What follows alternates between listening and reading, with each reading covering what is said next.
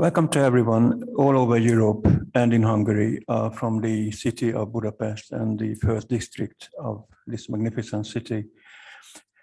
Thank you for your patience in getting access to us. Let me say first that it is a very great privilege indeed to participate at the 19th European Week of Regions and Cities. May I congratulate the organizers of this magnificent event, the European Commission, DG Regio, and the Committee of Regions.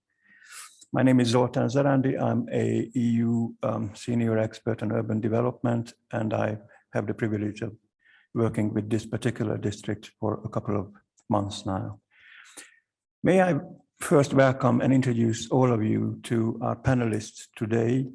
Our four distinguished guests who are all engaged in local and international urban development and networking.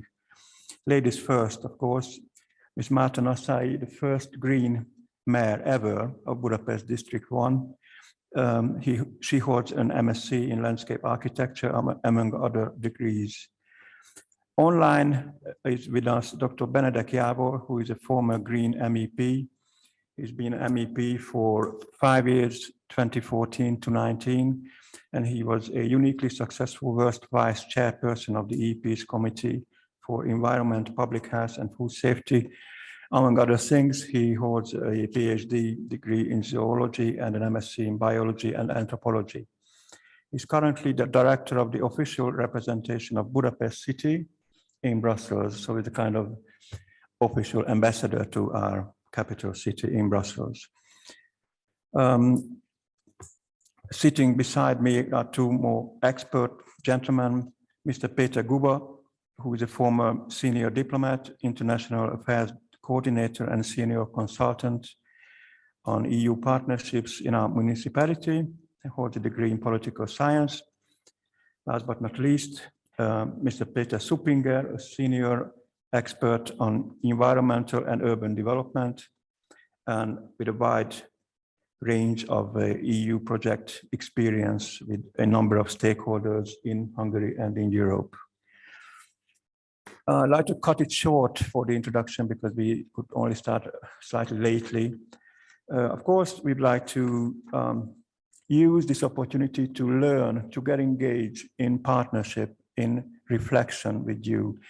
The very existence of this particular event is a very good sign of resilience, recovery, and a new fresh start for all of us.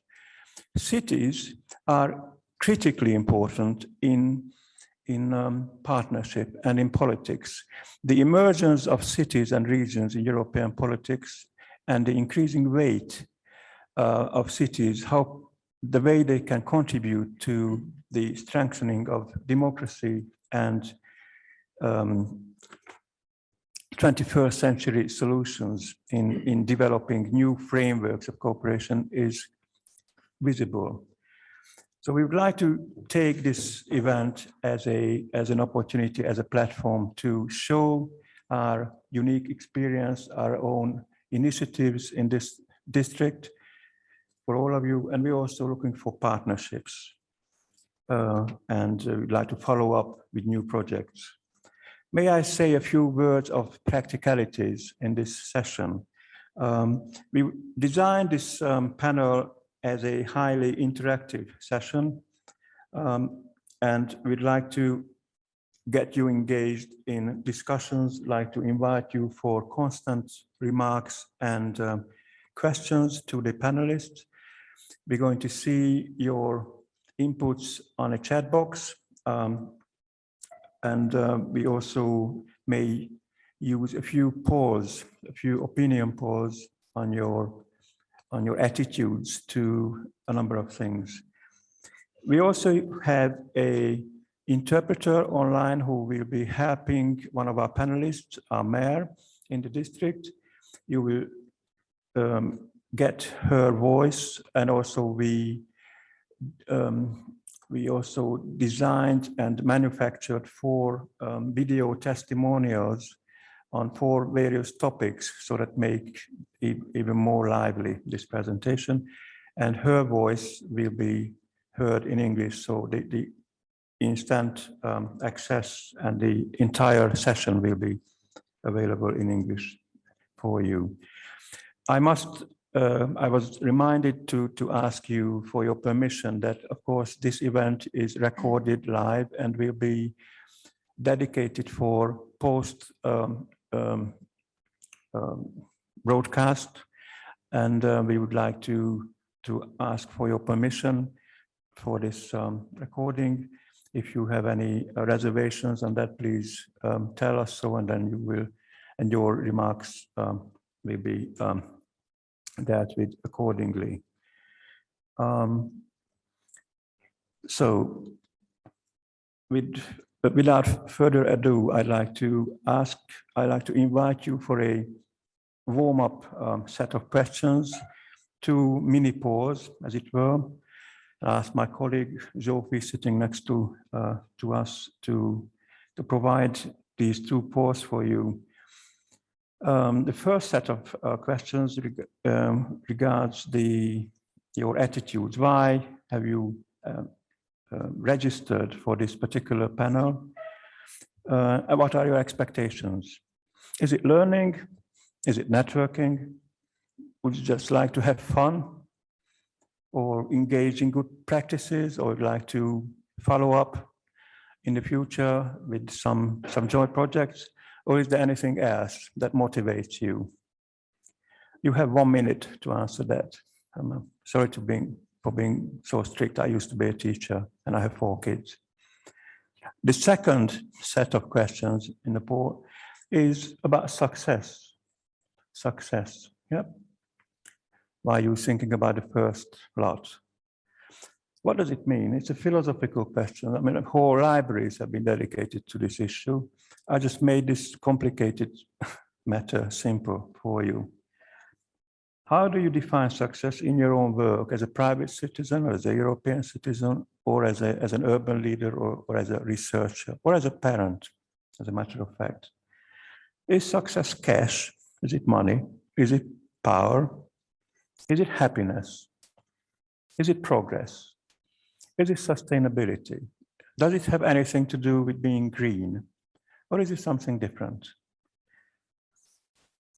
You can provide an open access, your open answer, sorry, for this as well.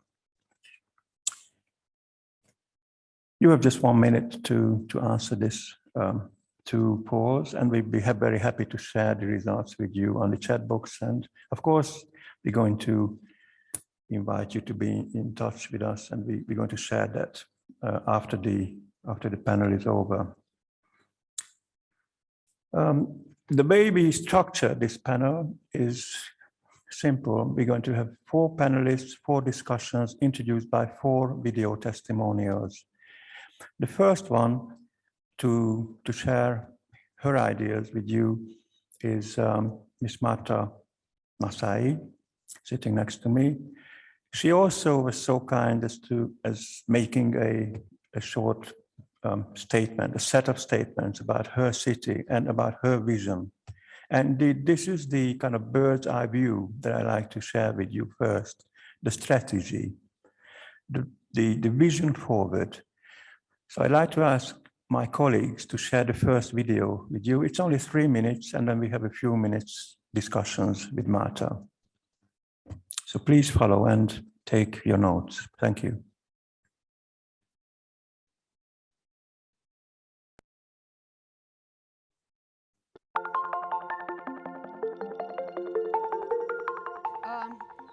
Buda Castle municipality and the Buda Castle district are currently compelled to manage 2 major challenges.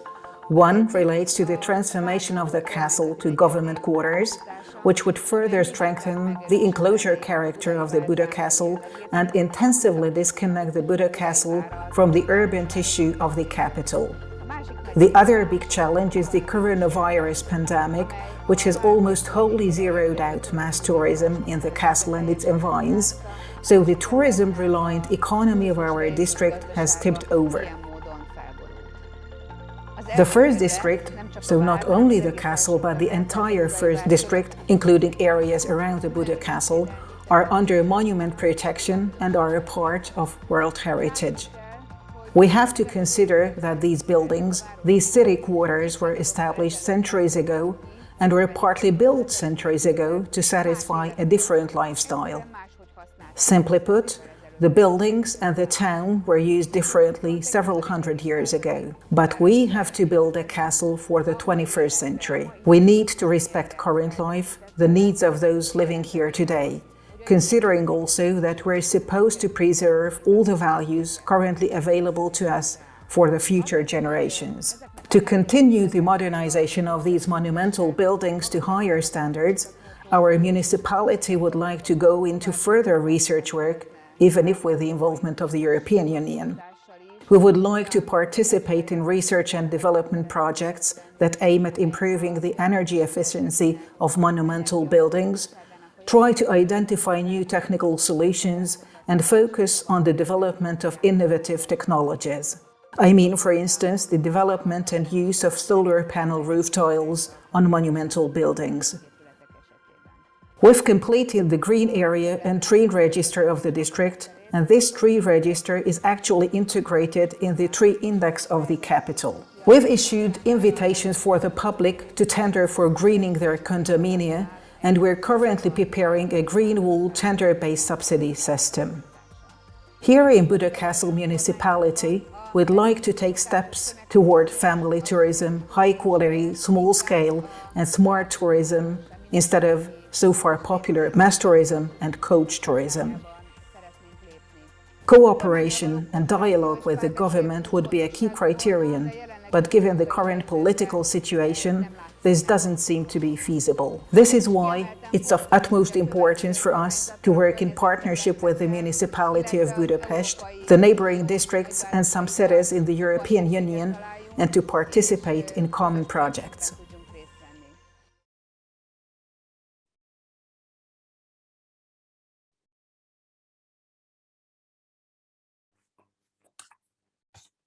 Okay, I hope you like this video on the vision of the mayor. I'm sure that you're keen to learn about the overall strategy of how you, Marty, has approached this capacity, this function, being mayor and being a green mayor in this district for the first time. I'd like to ask you, first of all, about your vision, how you started and what are your expectations? Mindenekelőtt szeretettel és örömmel üdvözlöm a konferencia résztvevőit. Nagyon büszke vagyok rá, hogy részt vehetünk ezen a konferencián, és büszke vagyok rá, hogy egy ilyen remek partneri és szakértői csapat segítségével tudunk itt most megjelenni és bemutatni mindazt, amit csinálunk Budapest első kerületében.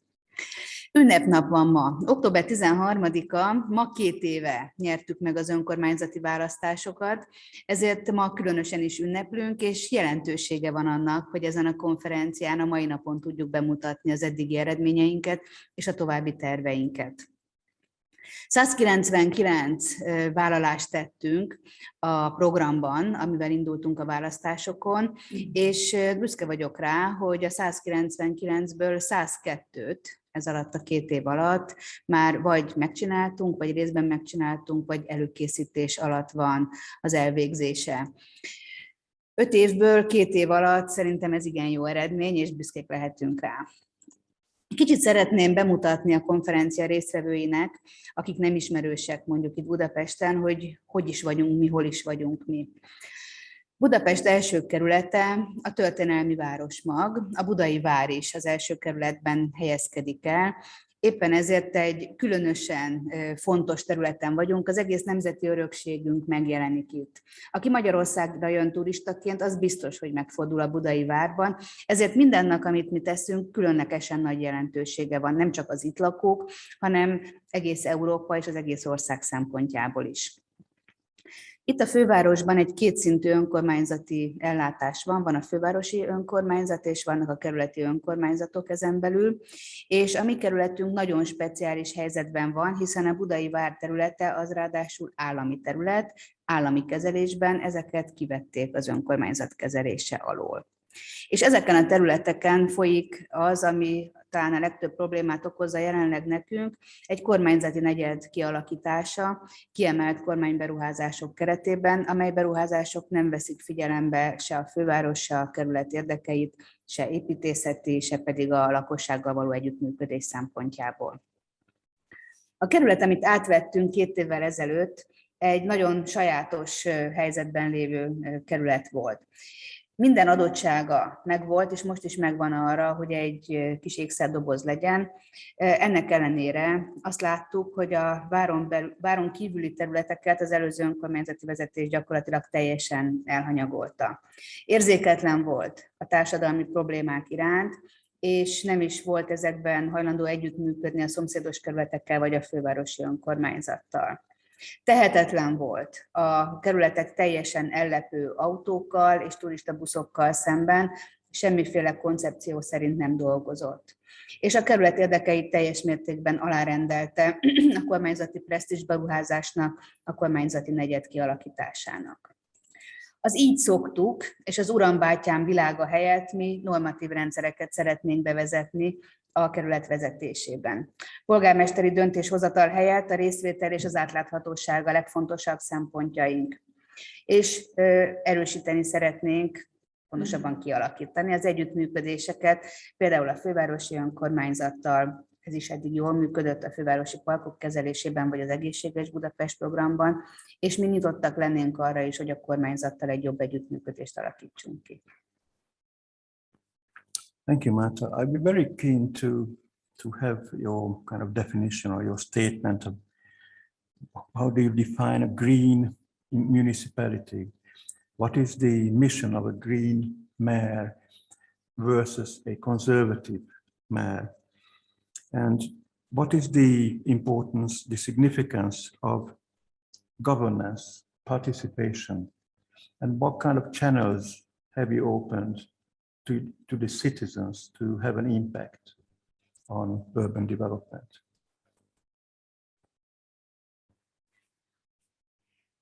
Fontos és nehéz kérdés, de szeretném pontosítani a kérdést. Nem általánosságban egy konzervatív városvezetéssel áll szembe, vagy hoz valami újat a mi kerületvezetésünk, hanem az előző, magát konzervatívnak mondó önkormányzati vezetéssel szemben szeretnénk új működési módokat és új stratégiát bevezetni. A legfontosabb talán az, hogy a kövek helyett mi az emberekbe szeretnénk befektetni, ha lehet így mondani. Mondok egy példát, amiből talán látható, hogy milyen dolgokra is gondolok. Az előző önkormányzati vezetés a várban lévő műemléképületeket nagy gondossággal és sok pénzből restaurálta kívülről, a külső homlokzatot. Ezekben a csodálatosan felújított műemléképületekben bent nagyon sok esetben nagyon rossz körülmények között szinte nyomorban élnek emberek. Mert hogy az előző vezetés ahhoz nem járult hozzá semmiféle módon, hogy azok az emberek, azok az önkormányzati bérlők föl tudják újítani ezeket a lakásokat, hogy ne nyomorítsa meg őket az energiaszegénység, hogy ne költsék a fizetésük jelentős részét arra, hogy egyáltalán kifűtsék mondjuk az adott lakásokat. Ezzel szemben mi kifejezetten az itt élő emberekről szeretnénk gondoskodni. Nem történt meg a lakó- és idegenforgalmi funkcióknak az összehangolása. Nem is indult meg erről valami érdemi gondolkodás szakértőkkel vagy a fővárosi önkormányzattal együttműködve. Nem gondolkodtak azon, hogy a kormányzati presztízs helyett a várnak és környékének a lakófunkcióját erősítsék, hogy itt egy életteli lakónegyed legyen, hiszen mi itt élünk és jól szeretnénk érezni magunkat. Azt gondolom, hogy vissza kell adnunk a közterületet az embereknek. Az autók uralma helyett 15 perces városra van szükség, ezt a munkát is elkezdtük, például a mikromobilitás kezelésével, ilyen koncepció kialakításával. A vár fejlesztése nem járhat a többi területnek a szömösödésével. Látni kell, hogy egész Budapesten, de ezen belül a kiemelt első kerületen belül is lakhatási válság van. Az első kerület lakásainak, magánlakásainak mintegy 15%-a üresen áll. Erre a helyzetre is hoztunk megoldást, lakásügynökséget alakítottunk ki, egy önkormányzati céget hoztunk létre, amely az üresen álló magánlakások bérbevételével lakhatást kínál, megfizethető lakhatást mindenkinek, és így sokkal kevesebb lesz az üresen álló lakás. Nagyon fontos a közellátás biztosítása. Ezen az úton is elindultunk. Azt gondolom, hogy akkor lehet itt egy életteli lakónegyed, hogyha mindenhez hozzá lehet férni. Nagyon fontos a kultúra és a közművelődés biztosítása is.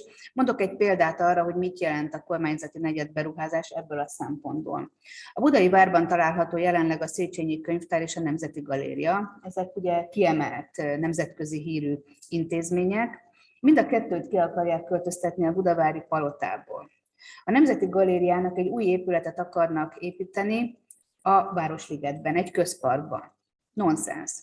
A Széchenyi Könyvtár pedig, ahova egyetemisták tömegei látogatnak naponta, éppenséggel a közművelődésnek a fellegvára lehetne, azt is el akarják költöztetni, de minden koncepció nélkül csak az a lényeg, hogy a palotából ismét valami királyi palotát alakítsanak ki, ami aztán majd szép lesz, de nem tudjuk, hogy mire használjuk, és mindezt megszámolhatatlanul sok közpénznek a felhasználásával.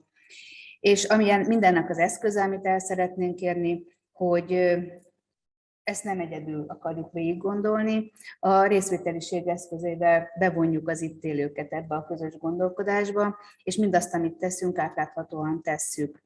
Nyilvános testületi ülésekkel, egy új, minden adatot tartalmazó honlappal, mindenki számára elérhető honlappal, és úgy, hogy a polgármester és a képviselők elérhetők folyamatosan a lakosság számára. Fascinating. And we could talk on that for a lot longer, but we need to move on a bit. I'd like to highlight particularly the green surface development, the ecological vision. To make this gray, sometimes colorful, especially when the sun shines, colorful set of buildings, centuries-old buildings, green. How can you tackle this challenge? Expanding the green areas in the architectural heritage and also in the traditional green fields. Please say a few examples on that. Nagyon fontos, és elsősorban azt gondolom, hogy szemléletváltásra van szükség. Felteszek egy kérdést. Ki gondolja azt, hogy egy középkori épületbe nem lehet bevezetni az áramot? Senki. A világon mindenhol, Európában és nálunk is valamennyi műemléképületbe be van vezetve az áram. Mégis nap mint nap találkozunk azzal a szembeállítással, hogy hát egy műemléképületet nem lehet szigetelni, nem lehet zöld infrastruktúrával ellátni. Meg azzal is, hogy hát egy műemléképületben nem oldható meg az akadálymentesítés. Azt gondolom, hogy ezen a szemléleten gyökeresen változtatni kell. Nem lehet szembe helyezni egymással a műemlékvédelem és a fenntarthatóság szempontjait, ahogyan nem lehet szembe helyezni egymással az akadálymentesítés és a műemlékvédelem szempontjait sem. Az önkormányzat vezetésébe kerülve első lépés volt, hogy azonnal kiirdettük a klímavészhelyzetet, és elfogadtuk a SZEKAP-ot, ugye a klímavédelmi akciótervet. Nagyon büszke vagyok rá, hogy idén meghirdettük az energiahatékonysági korszerűsítési pályázatot, ami pontosan arról szól, hogy ki a saját lakását fel tudja újítani önkormányzati segítséggel olyan módon, hogy az onnantól kezdve ne egy energiapazarló lakás legyen, ne legyen kitéve az energiaszegénység fenyegetettségének, és ne füstölje tele a kerületünket fölöslegesen. Ez az energiahatékonysági korszerűsítés a kulcsa a kerületben lévő műemléki vagy műemléki jellegű épületállomány bevonására, a lakhatási válság kezelésére is. Nagyon fontos, szintén szemléletváltás, az előző vezetéssel és a jelenlegi kormányzati kurzussal ellentétben, hogy a park az nem beépítetlen terület. A park az park, az a funkciója, hogy park, hogy oda mennek az emberek rekreálódni, hogy biztosítja a városi környezetnek a klímavédelmi szerepét, részt vesz benne, és ilyen módon parkként megőrzendő érték, pontosan ugyanolyan érték, mint a műemlékeink. És amire szintén nagyon büszke vagyok ebben a pandémiás helyzetben, hogy válságkezelő alapjövedelmet tudtunk nyújtani 3 hónapon át az itt élő embereknek, mert hiába élünk gyönyörű épületek között, hogyha az emberek fenyegetettségben vannak, egzisztenciális kiszolgáltatottságban vannak. Mi azt mondtuk, hogy a pandémiás helyzet, amikor nagyon sokan elvesztették a munkájukat, nem jelentheti azt, hogy nyomorba kerüljenek emberek, és 3 hónapon keresztül elég komoly összeggel támogattuk őket. Brilliant. I'm happy because you answered the questions that I haven't even put yet, but we saved time. The human touch, I mean, we call this particular session on Budavári Renaissance, a green castle area. Renaissance in history, as you all know, in Europe, has its roots or had its roots in humanity. And you need to be human. You need to be compassionate, and you need to be understanding when fighting the COVID. It's not just a health issue, it's not just a social issue, but it's to do with humanism. And in this particular castle, you have a Renaissance building, and I'm glad that you have a municipality with humanism.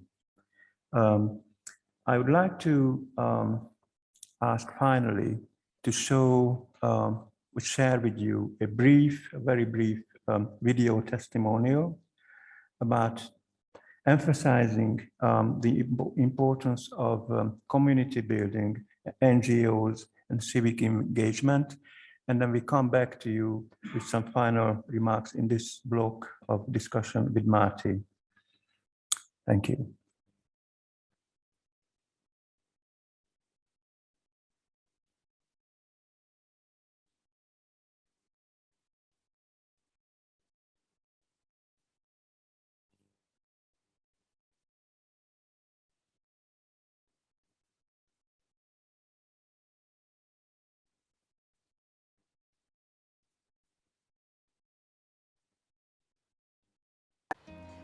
Now we're in Buda Castle in the 1st district. On the western bank of the Danube, which cuts Budapest into two, is a center facilitating the birth of the city and an important tourist destination.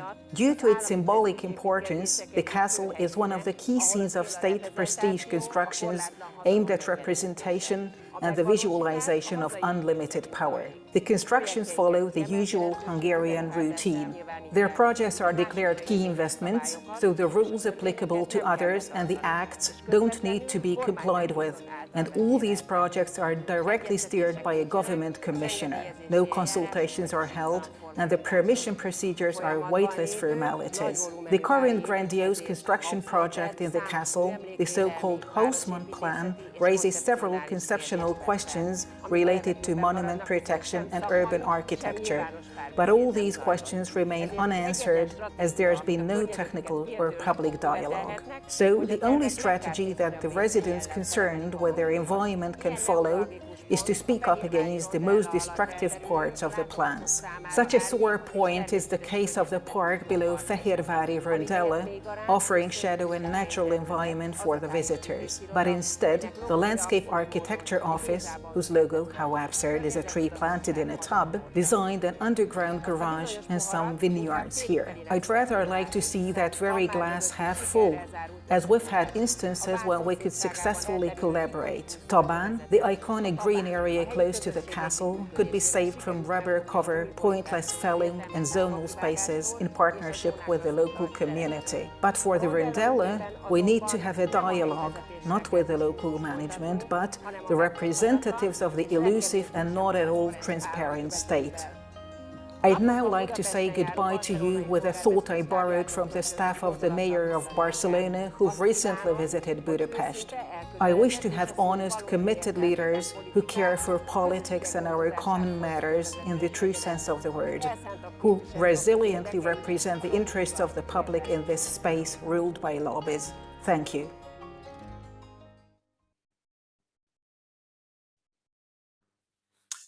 Okay, you've seen this interesting and thought-provoking video, and it has a lot to do with the civic engagement, the importance of NGOs and of individual citizens. And I'd like to ask you your comments on this. What is the importance of civic engagement? And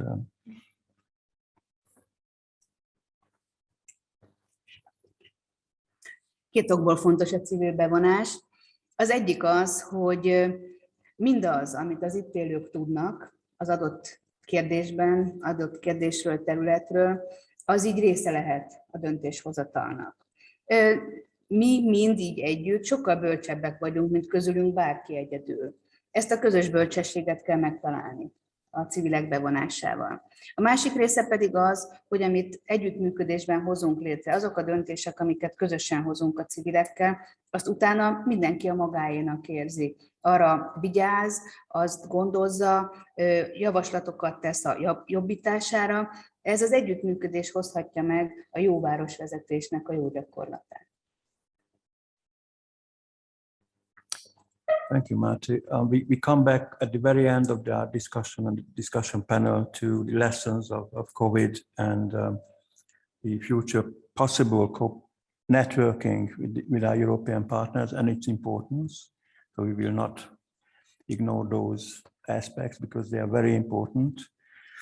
But now we would like to move on to Brussels, at least virtually, to our friend Benedek Bence Jábor, who is with us. I already introduced you briefly as an MEP and a successful kind of green diplomat, city diplomat. Before I hand the floor to you, Bence, for your remarks, I'd like to ask my colleagues to play the second video testimonial about some of the important points that you would like to make. Thank you.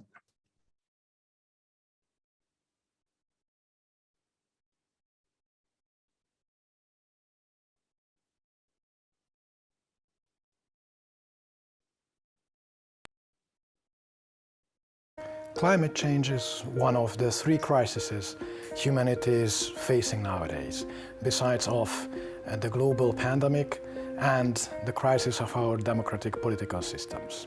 Cities play a crucial role in finding solutions for all of the three crises. They were in the front line of the fight against the COVID crisis, and also they might function as laboratories for finding new democratic solutions for crisis of our democratic political system.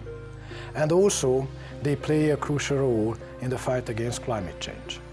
Close to 60% of the global CO2 emissions are coming from cities, so how cities are performing in climate mitigation and adaptation is not only influencing the life quality of the inhabitants, but also detrimental in being able to achieve our global climate commitment according to the Paris Agreement.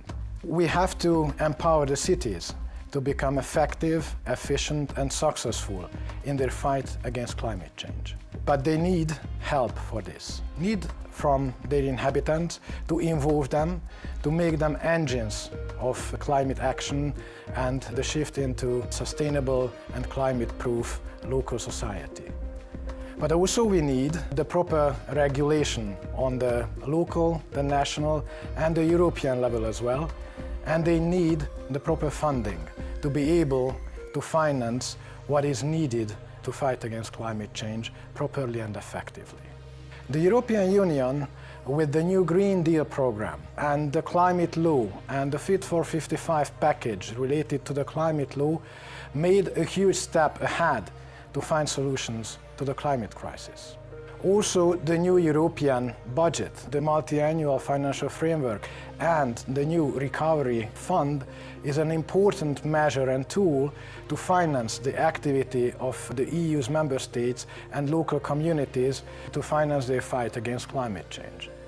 But cities should have proper access to these funds. And unfortunately, this is not the case in many member states. Already in the designing preparation procedure regarding the recovery plans were not involving the cities on a proper level. So we have to strengthen the participation of the citizens and the participation of the cities in the management of the EU funds, and to find a good cooperation, a strategic partnership between cities, national governments and the European Union to use the EU funds in a way which makes the climate transition quick, fast, effective, and socially just and fair.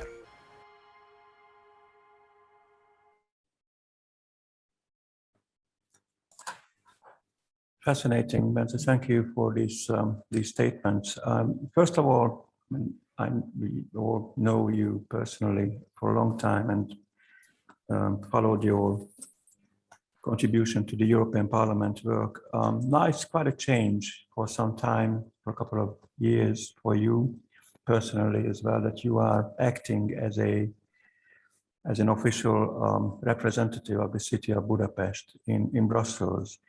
Could you just very briefly explain your role and the significance of this role, that there is a separate office dedicated to the improvement and the management of the intercity and political relationship between these two capitals? Yeah, thank you, and thank you for the invitation to this important and very timely discussion. The representation of the city of Budapest in Brussels is not a unique institution. We have to see that most of the European regions and big cities have their own representations or representing offices in Brussels, as cities play an essential role in the European Union in its decision-making and also when it comes to the implementation of the European legislative framework. Already there are many institutional solutions to involve the regional level or the cities level to the EU decision-making mechanism or machinery, including the Committee of the Regions and umbrella associations like Eurocities and many more. So the representation of the city of Budapest in Brussels is cooperating with many other representative offices and international organizations to lobby on the EU level. First in the legislative procedure, as many of the European Union's legislations are heavily affect and influence the local level and the possibilities of the cities and municipalities. And we have to have a strong voice in those decision-making and legislative procedures. So when it comes to, for example, public services provided by the cities and municipalities, and there are EU regulations regarding them, like drinking water directive or waste management, which in most of the cities is a local responsibility. It's essential to be there to tell our views and interests in the decision making, and also to provide information to the local level what's going on in Brussels.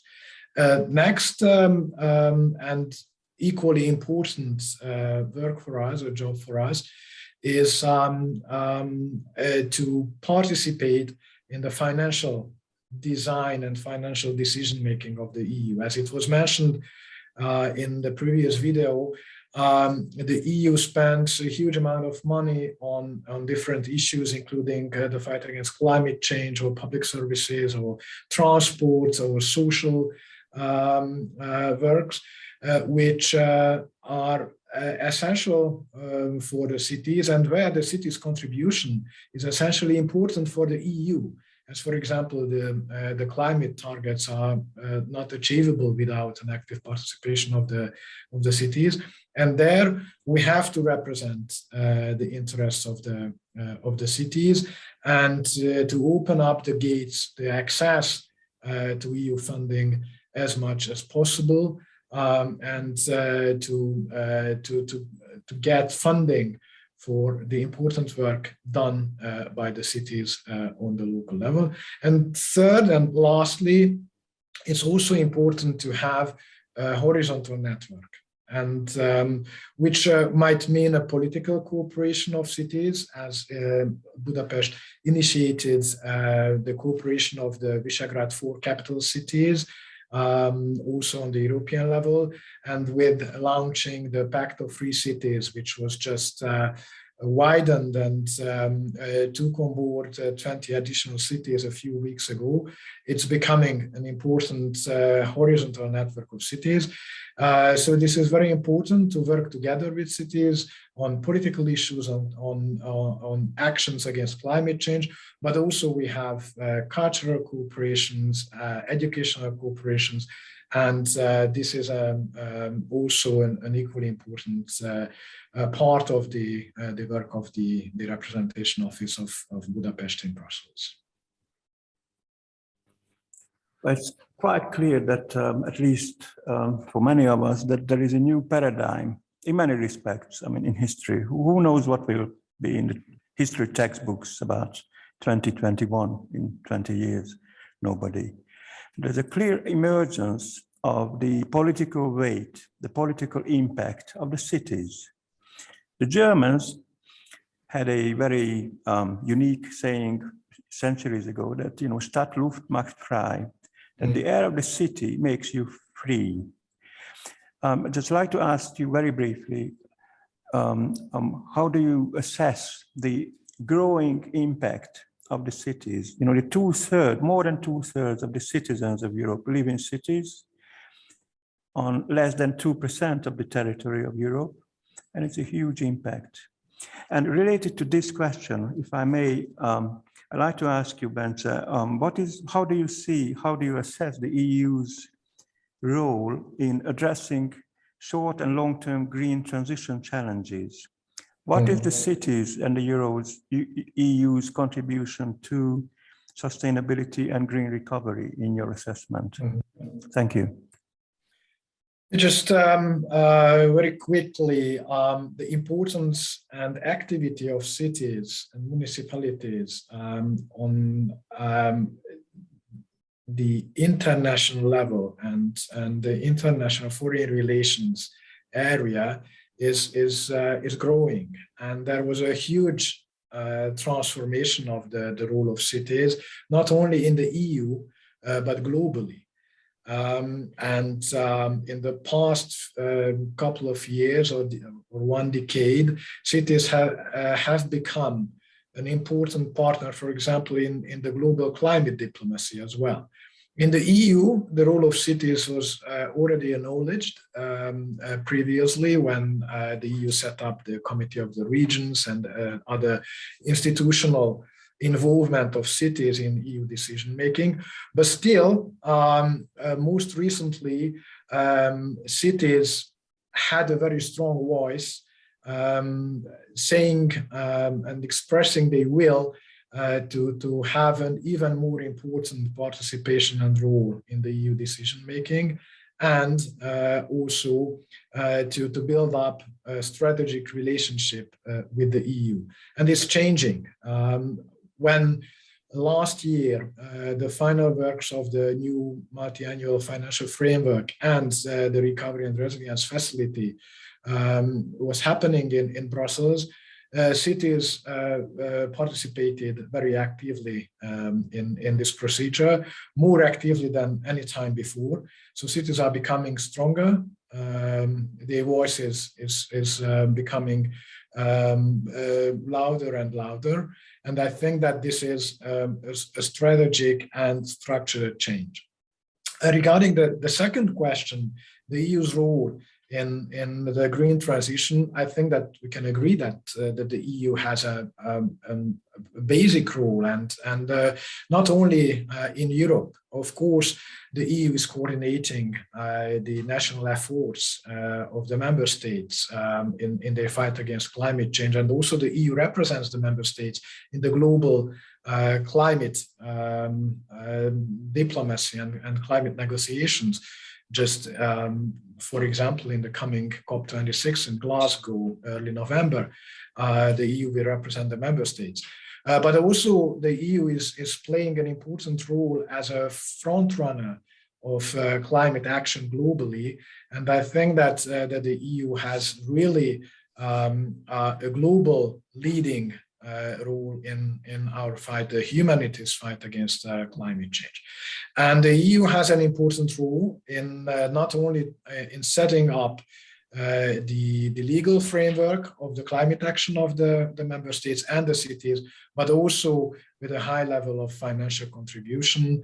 25% of the new financial framework, multi-annual financial framework, should be spent on climate action, which represents an enormous amount of money, which the member states and the cities can use in a wise way to become effective in fighting against climate change, or they can in a way lose the money to not to spend it in the most effective and most efficient way. I hope that in the coming years, the EU funds will be used on the local level to make Europe or to maintain the front-runner role of Europe in the fight against climate change globally.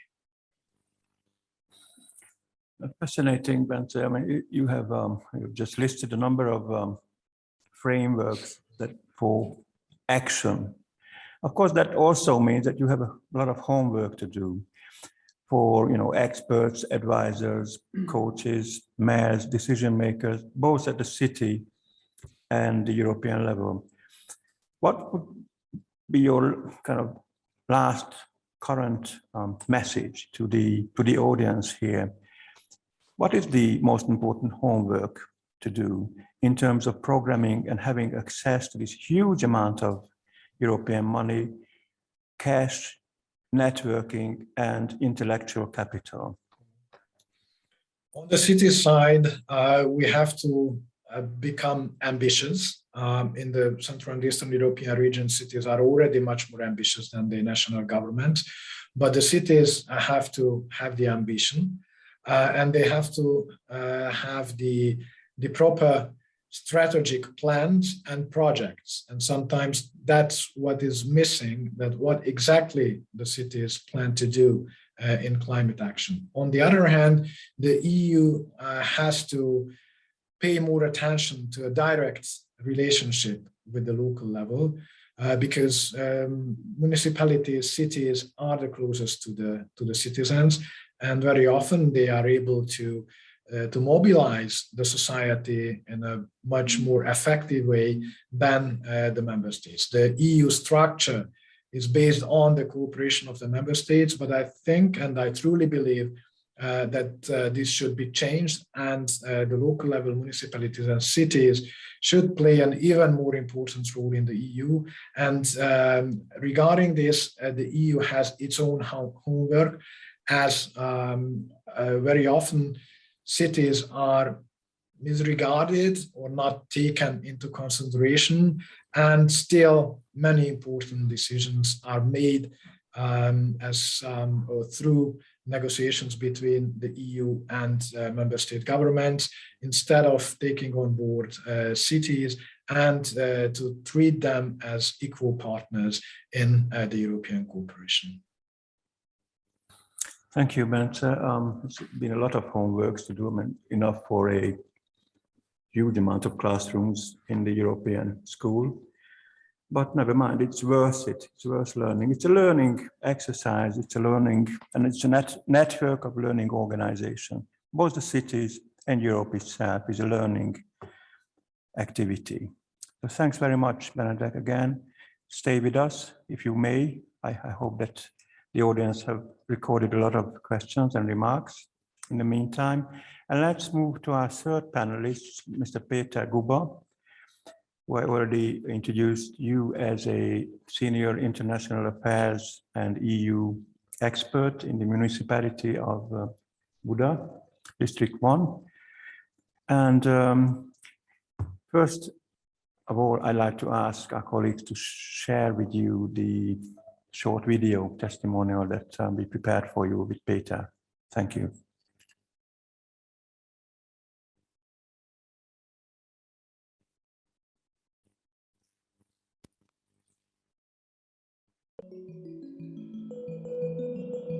Budavári, built on several hills, the historic center of Budapest. located at the center of a densely built and populated city. Yet, our district is fortunately not deprived of natural green areas like Taban or small and mid-sized parks like Vérmező.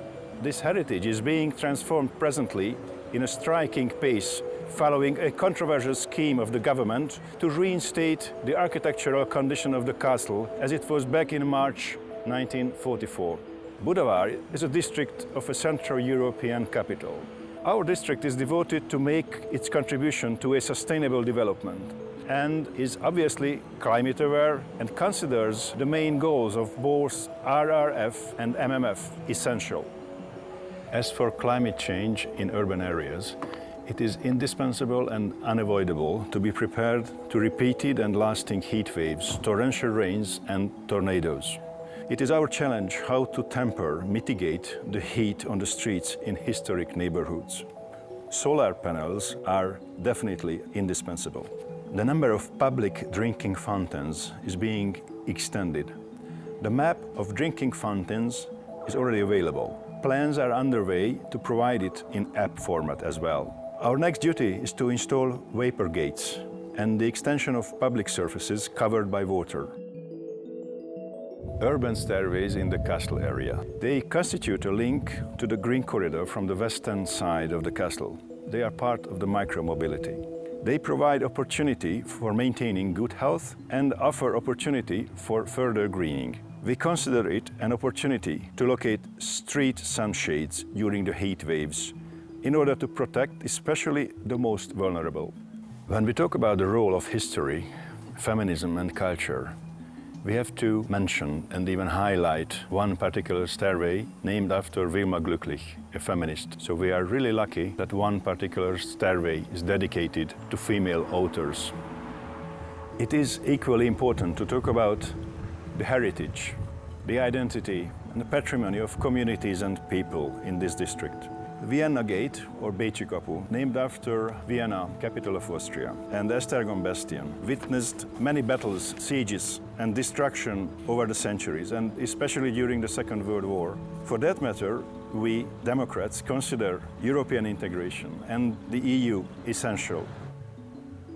We are standing here a few steps from Bécsi Kapu, Vienna Gate, in Europa Liget, Europa Park, an inclusive space, symbolic but really visible with many trees dedicated to the capitals of European countries. For that matter, we uphold the openness of this small park in a historic location.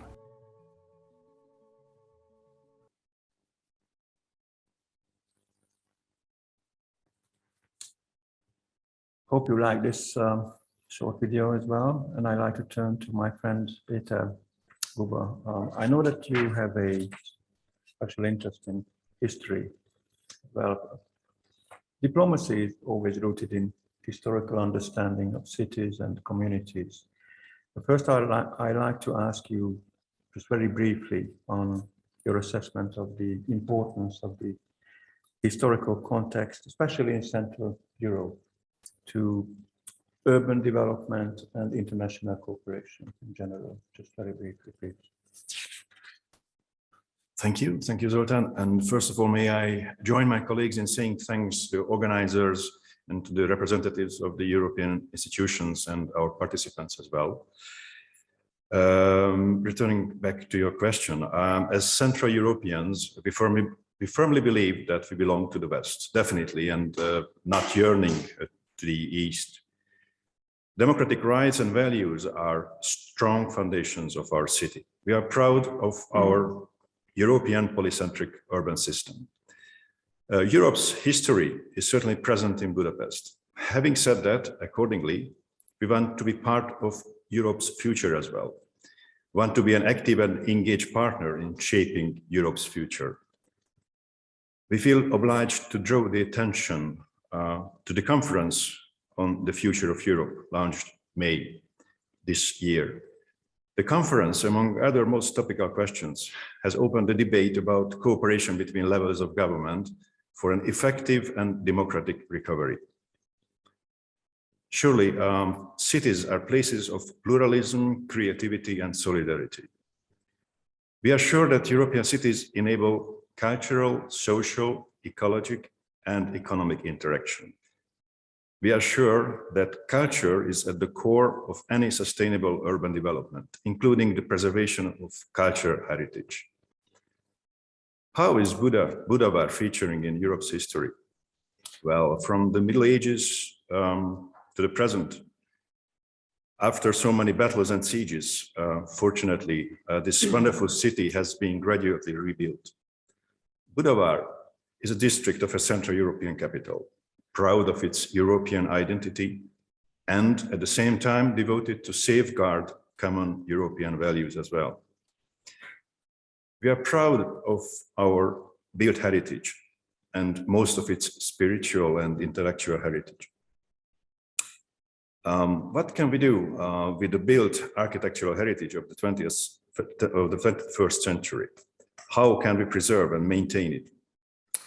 In that place, we emphasize the role of responsible thinking and responsible planning. The Palace of Buda and the other parts of the castle with its residential buildings have coexisted together for centuries in harmony.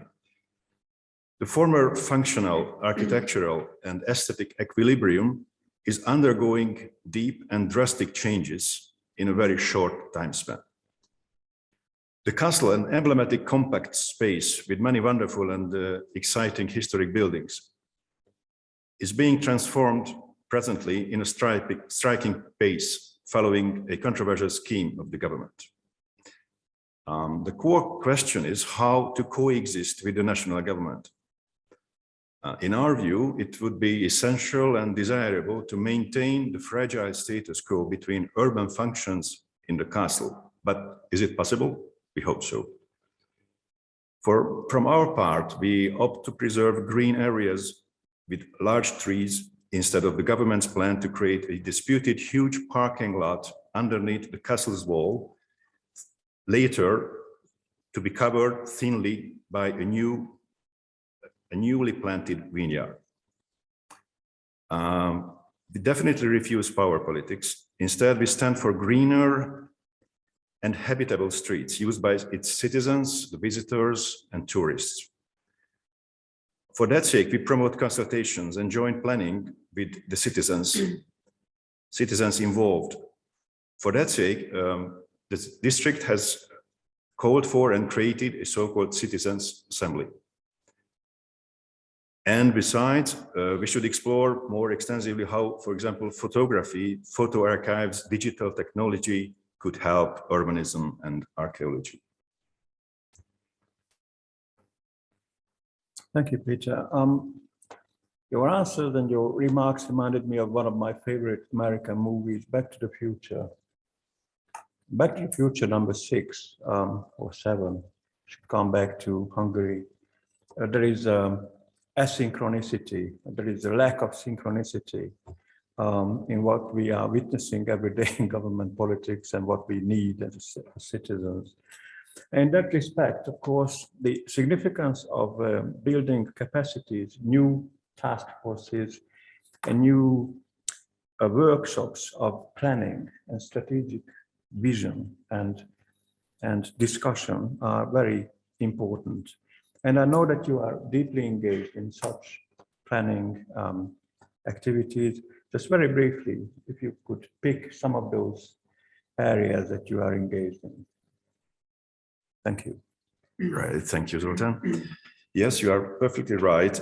We also believe that cities are and can be powerhouses for new forms of problem solving. For us, it is necessary, useful to focus on European solutions and practices of other European cities. High quality, open and safe public spaces function as vibrant urban spaces that allow people to interact, exchange ideas, views, and experience.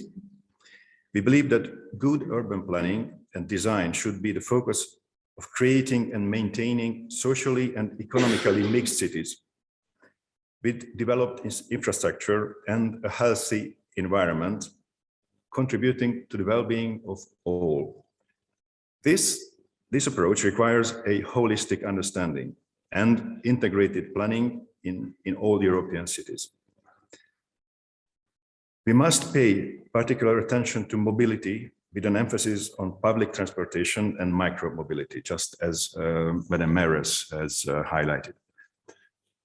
The holistic understanding should also comprise the management and conversion of existing buildings, as well as the design and construction of contemporary buildings, contemporary infrastructure, and public spaces.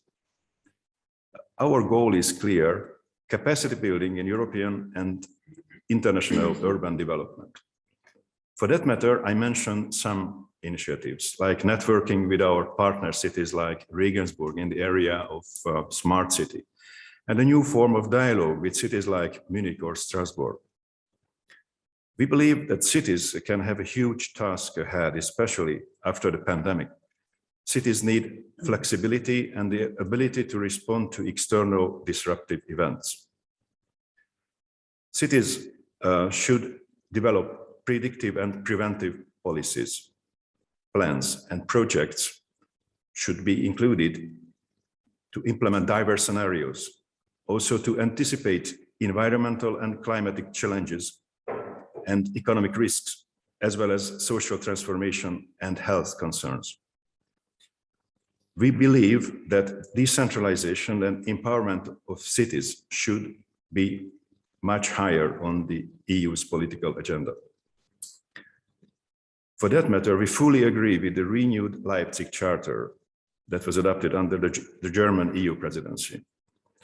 Cities' ability to transform to become more resilient with modernized governance and the transformative power of cities is absolutely essential. Following the tragic, lethal second and third wave of pandemic, psychological and economic recovery is equally urgent. In cities, this is clearer than anywhere else, since entire sectors, and not only tourism, have been deeply affected by the pandemic. And may I highlight just the Budapest Forum that was held in Budapest by mid-September with its motto, Building Sustainable Democracy. The successful organization demonstrated that Budapest is committed to advancing the cause of democracy, sustainability, and equity at the same time. It brought together mayors from Europe and beyond, members of the EU Commission, national governments, and academics took part, with a common goal to make our democracies stronger and also to safeguard a more sustainable and equitable future. Bence already mentioned the Alliance of European Free Cities, which is a very important development. And if I may just add one further element, the establishment of Budapest Global. This is an independent platform to enable long-term structured collaboration between the city's leading organizations in order to create solutions together with to cope with shared urban challenges. Okay, thank you, Peter. Just sorry to interrupt quickly. We're running out of time. It's always the case with good movies and good theater and good food. Time is flying. So very quickly, I'd like to ask our panelist, Peter Suppinger, who is an environmentalist, a senior urban development advisor. Peter, you have now just witnessed a number of examples of grassroots initiatives and some overreaching approaches and considerations on European urban policy making. I'd just like to ask you very briefly to share some of the experience that you have in a way that you could highlight possibly how they are relevant to this particular city and this network and our future potential partners in the audience. Thank you. Thank you, Zoltán, and thanks for the opportunity for being here. And I also would like to welcome the participants and thanks for joining us today. I was writing down a lot of things from the other panelists because it was interesting to hear about the characteristics of the district. and I was trying to find the relevance, what I saw in the last 20 years and what can be connected to the district. And I would just quickly jump back to your first question. So what is success? And I would say if from a sustainable urban development point of view, we would say success is a more livable city, providing a better quality of life for the citizens. And of course, it has several elements. So first of all, like well-developed and maintained green spaces, or better air quality, adaptation to climate change, like heat waves or torrential rain problems, but also better transport. We heard as well that the traffic situation is also something which we should talk about when we talk about the quality of life in a city. I think just related to the green spaces, as we already heard, this whole COVID crisis again showed the importance of our green spaces. When people were basically closed up without any social interaction, the green spaces were the only areas where they could escape. And of course, and feel also the health benefits of these green spaces.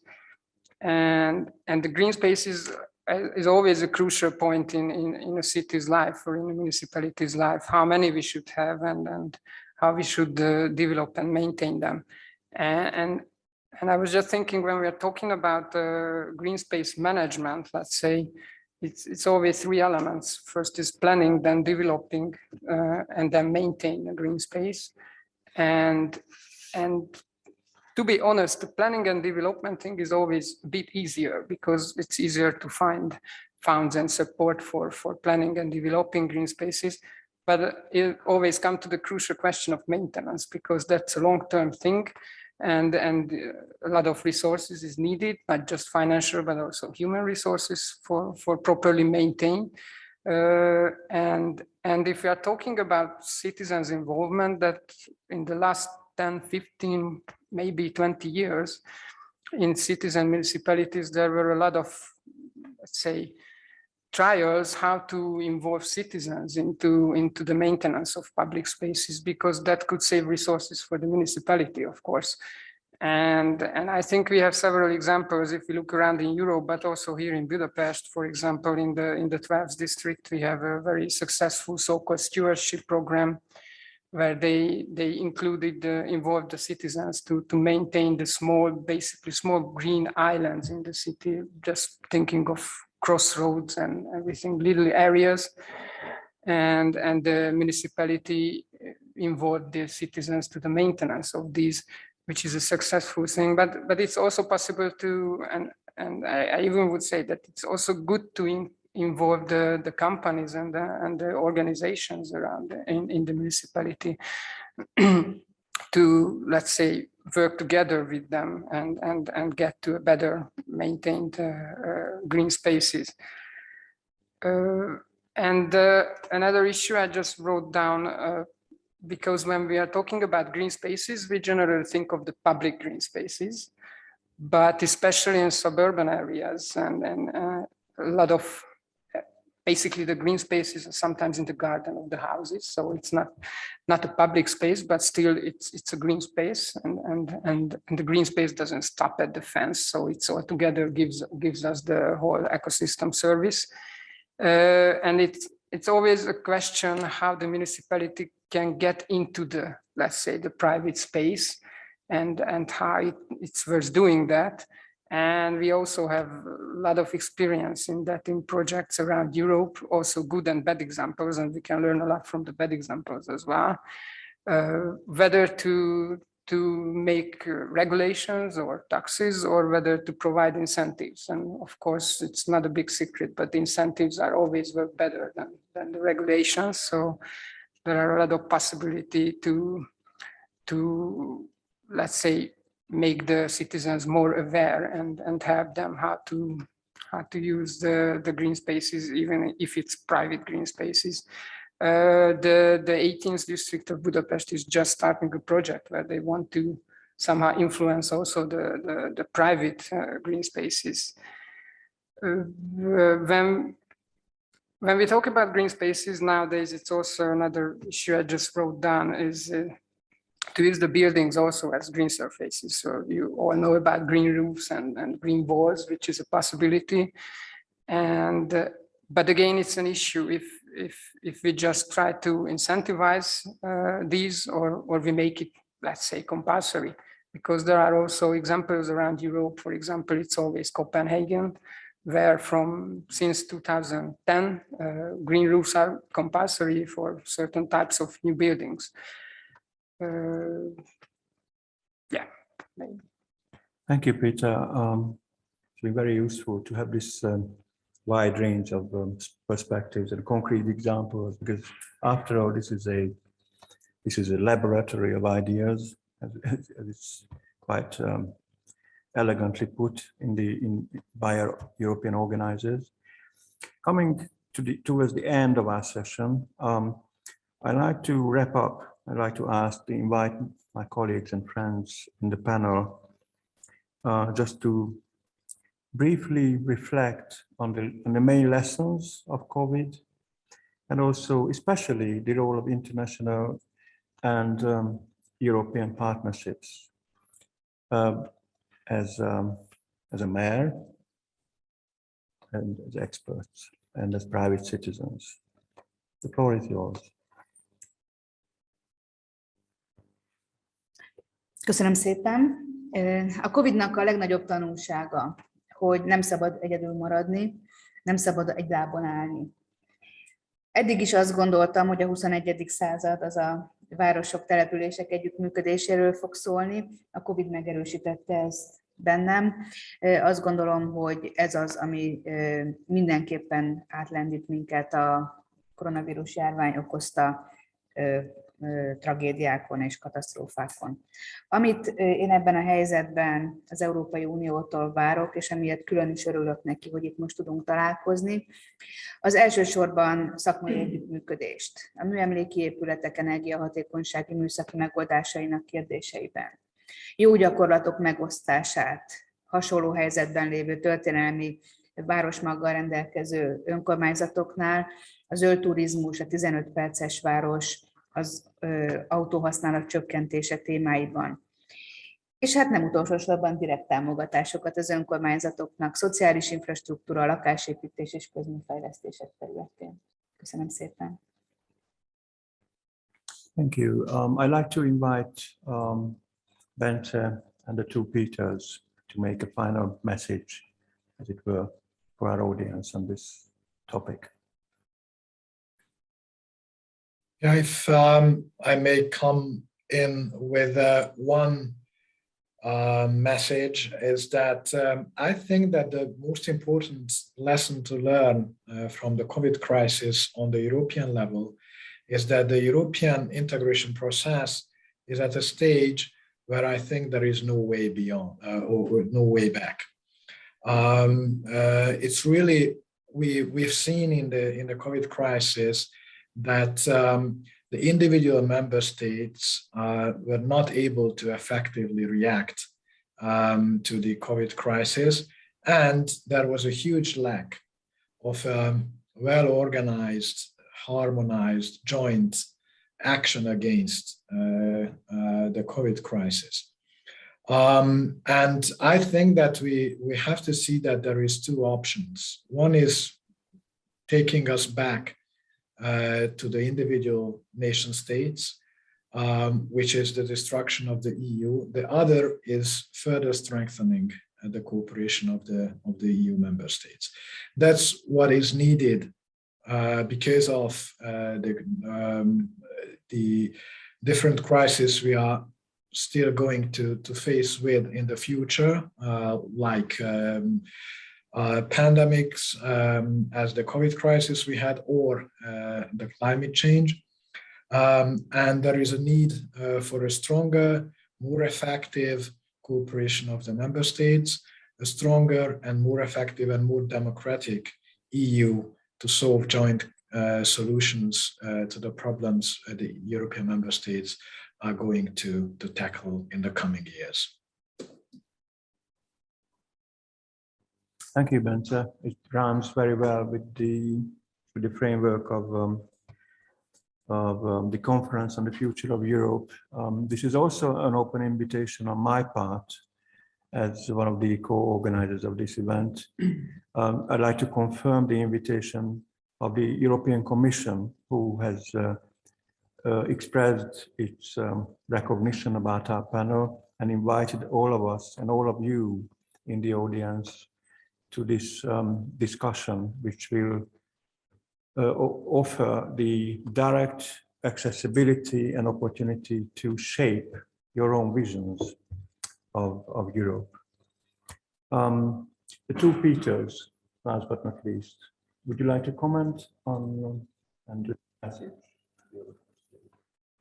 Yes, thank you, Zoltan. And I would just like to follow up what Bence has just mentioned concerning lessons of the pandemic. And for that sake, I would like to emphasize the importance of transparency, especially when it comes to data. And the role of cities and responsibility of cities and communities could and should gain a far higher role and in an eventual next pandemic in order to avoid, for example, complete lockdowns.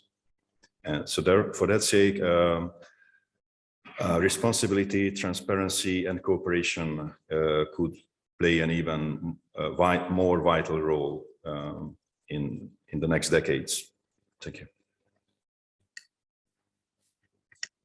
I would just quickly add, yeah, because as you know, looking around in the projects for the last 20 years, and you know, the EU is basically has been funding projects for decades now.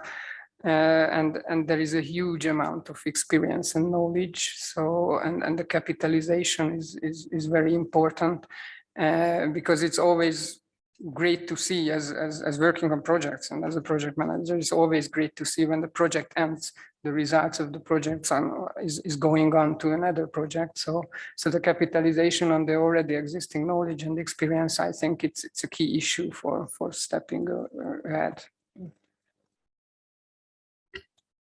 I thank you all. I'd just like to thank you Europe for your attention all over Europe and across this room in this magnificent palace of the Budavári municipality.